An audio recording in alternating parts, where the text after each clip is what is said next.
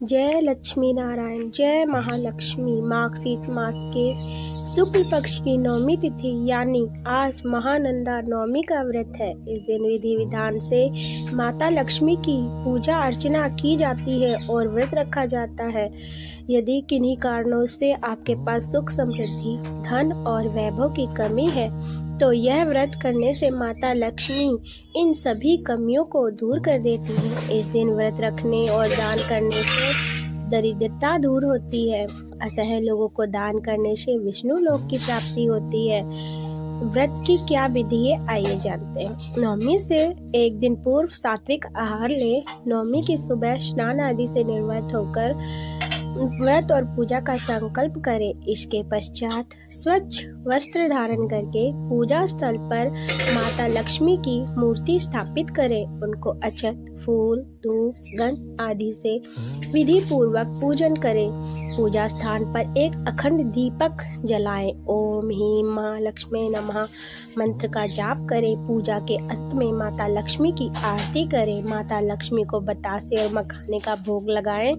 ये दोनों ही वस्तुएं उनको अति प्रिय हैं। इस दिन माता लक्ष्मी के श्री यंत्र की भी पूजा कर सकते हैं।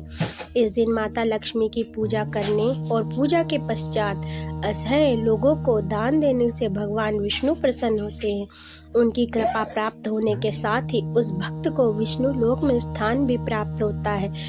इस दिन कन्याओं को भोज कराने की भी परंपरा है। महानंदा नवमी के दिन माता लक्ष्मी पूजा के दौरान उनके मंत्र का उच्चारण कर सकते हैं, जिससे दरिद्रता दूर होती है और घर में सुख समृद्धि का आवास होता है। जानते हैं महानंदा नवमी की कथा।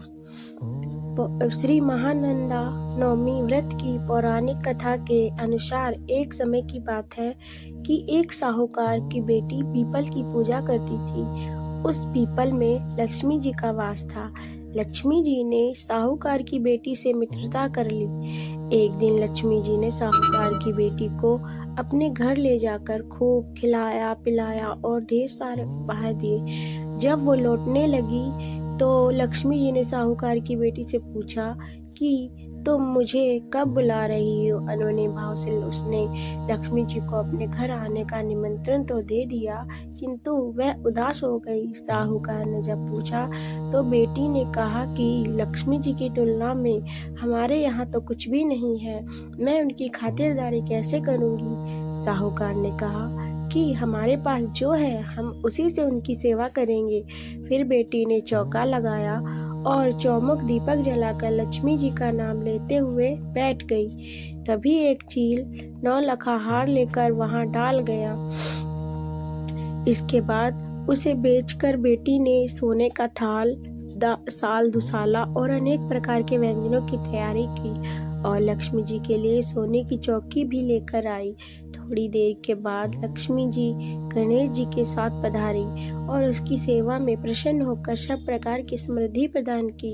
अतः जो मनुष्य महानंदा नवमी के दिन यह व्रत रखकर श्री लक्ष्मी देवी का पूजन अर्चन करता है, उनके घर स्थिर लक्ष्मी की प्राप्ति होती है तथा दरिद्रता से मुक्ति मिलती है तथा दुर्भाग्य भी दूर होता है। जय मां लक्ष्मी। जय श्री गणेश।